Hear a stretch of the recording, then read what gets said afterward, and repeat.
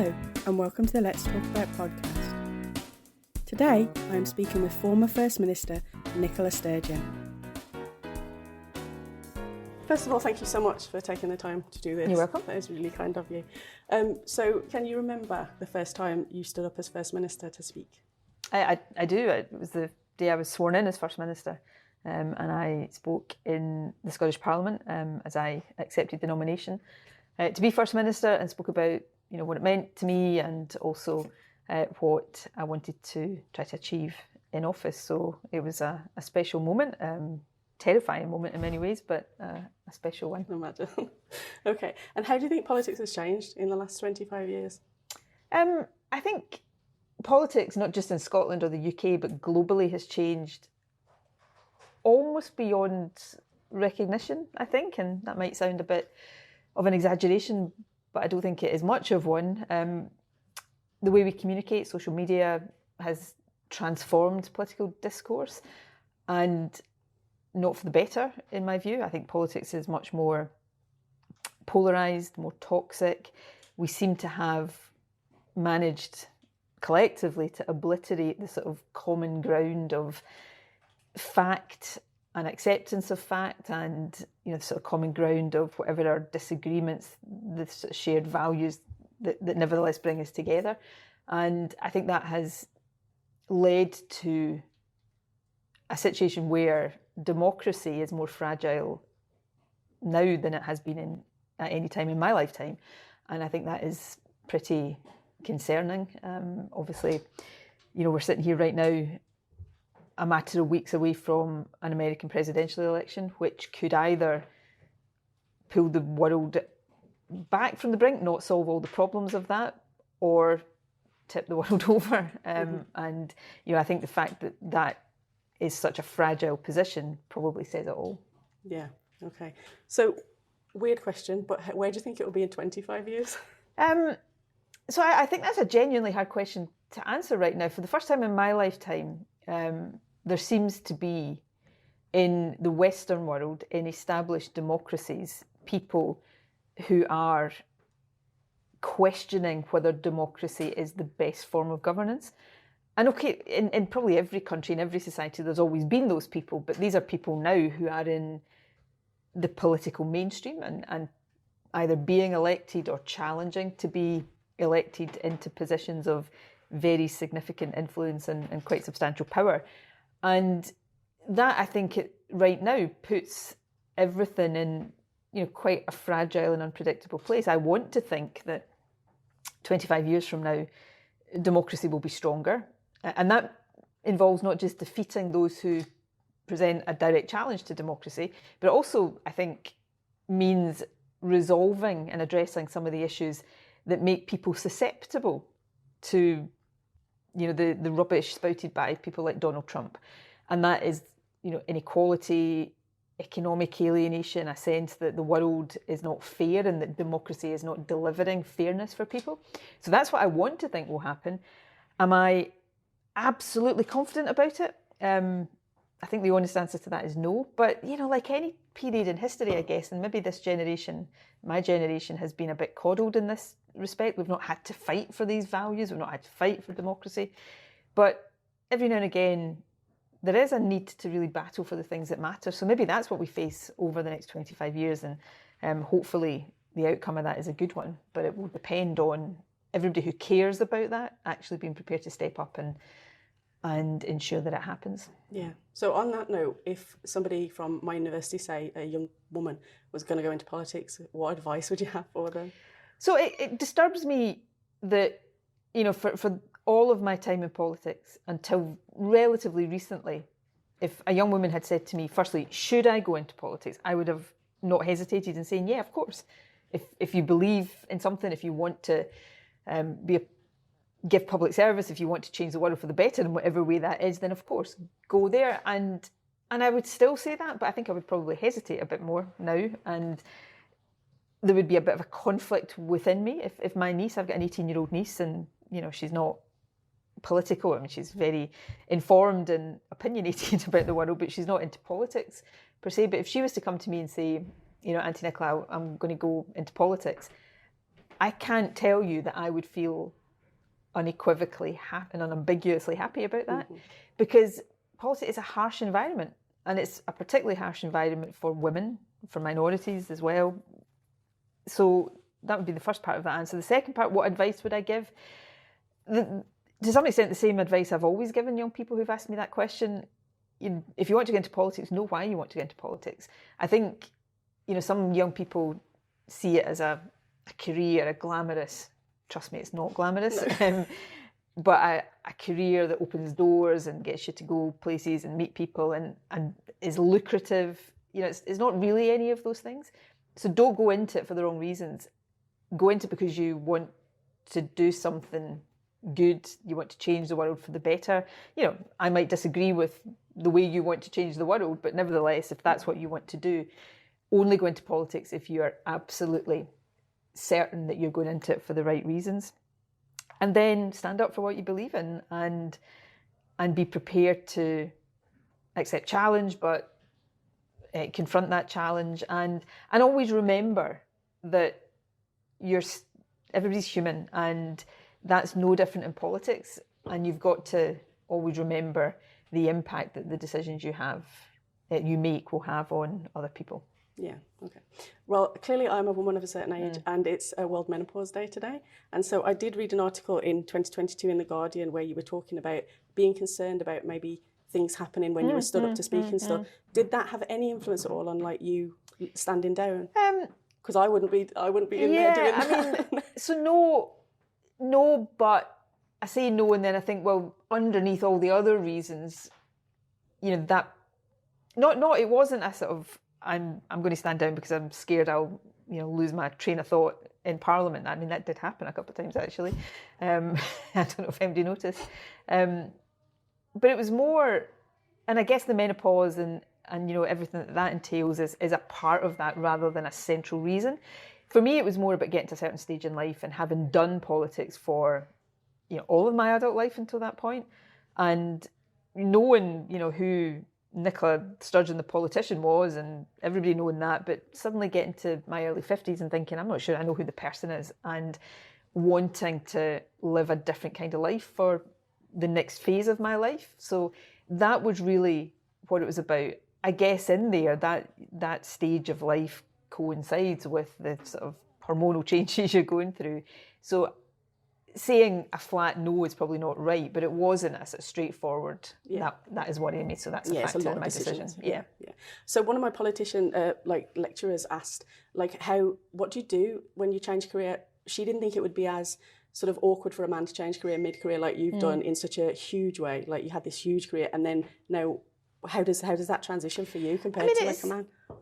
I think there's a gender thing, yes, definitely. There's also politics it's not a normal job, and being First Minister is not a normal job. So it's not, lots of people go through career changes kind of midlife, and I'm not trying to downplay the difficulty of that, but when you're First Minister, it's like everybody's watching you, and so there's more of a challenge, I guess. So it's not straightforward. Obviously, I stayed in Parliament, which has its, and I'm sitting here in my constituency office right now, and serving my constituents is the single most important thing I do. And I love being in Parliament, and I love representing this constituency. But that has its downsides as well. Suddenly going from being the First Minister in Parliament to being a backbencher, it's a bit bewildering and disorientating, and it takes a bit of time to find your feet. So it's not straightforward. That transition doesn't happen overnight. It doesn't, I'm probably still in the midst of it. I think what I did that I'm glad I did was just give myself permission to not rush into any big decisions about what I wanted to do for the rest of my life. And I still, haven't really, I'm going to be in Parliament for another year and a bit.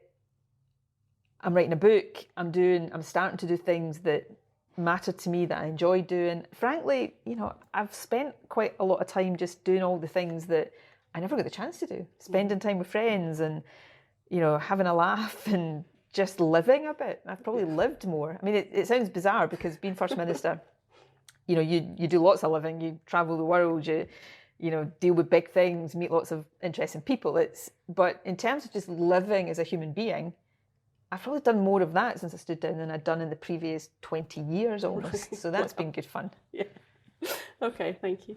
So have you experienced any toxic masculinity, not as a politician, as a woman? Okay, yes. I mean, I think what often is quite difficult about that question is that is so ingrained and so embedded in the everyday life of practically every woman alive that when you're asked to single out examples of it, you can't do it.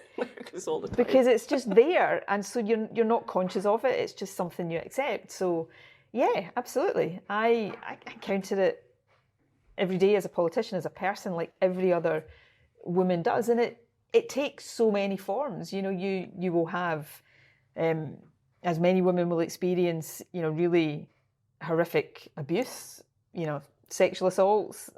Thankfully, I've not experienced that. Through to verbal, you know, abuse. I've experienced a fair bit of that, mainly as a politician, which is all part and parcel of, you know, the rich tapestry of democracy. But it's in all sorts of ways. It's women are treated differently. You're perceived differently. You know, how you look matters much more than it does for a man. The tone of your voice. You know, you end up in a position where you're either too feminine or not feminine enough, and so it just takes so many forms. And is that changing for the better? I don't know. Sometimes I think it is, sometimes I think it's not. And I think, like many sort of strands of progress that we've seen over my time in politics, for women, for, you know, ethnic minorities, for LGBT people, I think we're seeing a lot of pushback now against that. I think women's rights are under much more stress now than at any time in my life, probably, you know, from, you know, attack on abortion rights in America, which manifests itself to some extent over here with, you know, protests outside abortion clinics. And I think just we're living through a period just now, I think, and this, you know, I'm talking here about women's rights, but it is more general, when I think we're just being reminded that progress is never, it's never sort of absolutely guaranteed that it will keep going in one direction. You've got to keep, you know, winning the same battles over and over and over again, and that's a bit depressing. But it's also, you know, if that's what it takes, that's what it takes. Yeah. I mean, you've answered quite a few of my other questions there, but I was going to ask you where you think your drive and ambition and passion and resilience came from. Because, like, I've obviously read things about you sitting under the table at your birthday party reading a book. I mean, that doesn't strike me as somebody that can... I mean, it's a big enigma in me. You know, I'm a kind of shy introvert, and you know, people look at my public role and say, how can that possibly be? But I think people would be surprised at how many people in high-profile roles are shy introverts, and that can be, and has been for me in my life and in my career, a handicap at times. But I came to the conclusion a few years ago, it's also been kind of my secret superpower, because I have to, and always have had to, push myself so hard. And I've always had this self-doubt that comes from being the shy introvert, you know, this kind of old imposter syndrome. So you end up trying much harder than you otherwise would to prove yourself. And so you work harder, you're more determined, and that manifests itself, I think, in just being a bit more successful, achieving more. So it's the kind of thing I would say to anybody who thinks, oh, I'm shy, I can't possibly do certain things. Well, don't assume that. Just channel it and try to turn it from what would be perceived of as a weakness into something that actually is a strength. You said that you used to skate, and do you still do that? I don't. I've skated probably about twice in the last, 20 years, both on camera, which was terrifying. But I used to skate when I was a kid. Well, I started figure skating when I was really young. I wasn't ever very good at it. I mean, I wasn't terrible. But then where I grew up, there was a big leisure centre that had an ice rink in it, and they used to, on Saturday nights, have an ice disco, which is where I spent much of my teenage years skating around to 80s music. I loved ice skating, so it's maybe, now that I've got more time in my hands, it's something I can take up again. Is there anyone you've ever wanted to interview or do want to interview now? And loads. I love interviewing people. I mean, it's partly that's just the role reversal, it's the turning of the tables. I'm so used to being interviewed. And so I do quite a bit of interviewing writers at book festivals, and I'm a massive book lover. I love books. I love reading. Thank you. And so, yeah, for me, it's writers that I would. Yeah, I've interviewed some of my favourite writers actually at Edinburgh Book Festival, and that's a great thrill. So that's the kind of people I like to interview. I'd love to interview Hillary Clinton. I've met Hillary, spent a bit of time with Hillary, but I'd love to actually sit down and interview her. Right. Whether that we'll ever get the chance to do that, I don't know. Right, I hope you do. And the one question I thought of, is there a question you've never been asked that you've always wanted to answer? It's a good question. It's a really good question. I'm not going to be able to think of the answer Just like that, now. just right now. I sometimes think I have been asked every possible question imaginable. That's how I felt trying to compose Many of them I've been asked them over and over and over again. I suppose the question, it's not a single question.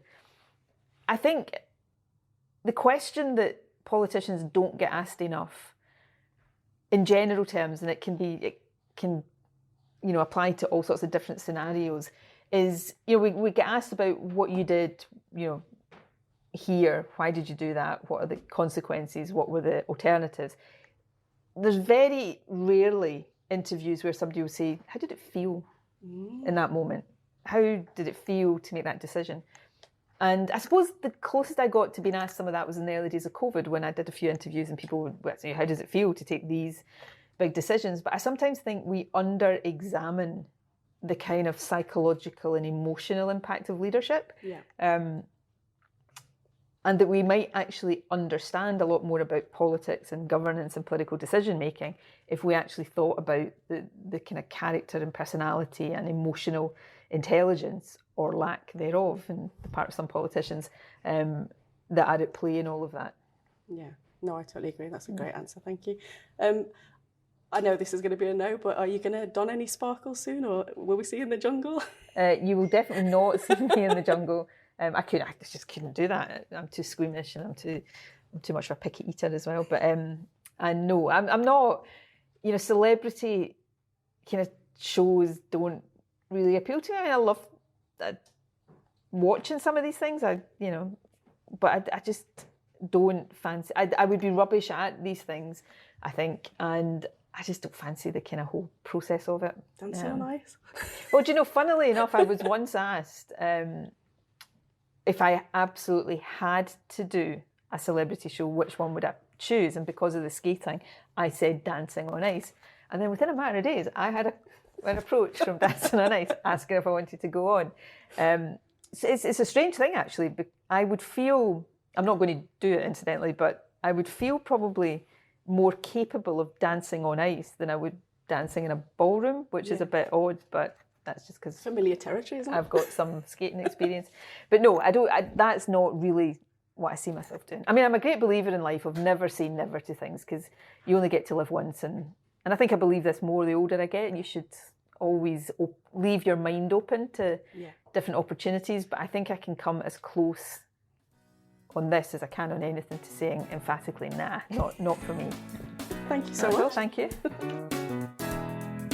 This podcast was brought to you by Nicola Foley and Buzzsprout. Music from Zapsplat. Thanks to Nicole Grusso for help on sound and her question. And a huge thank you to my special guest, Nicola Sturgeon.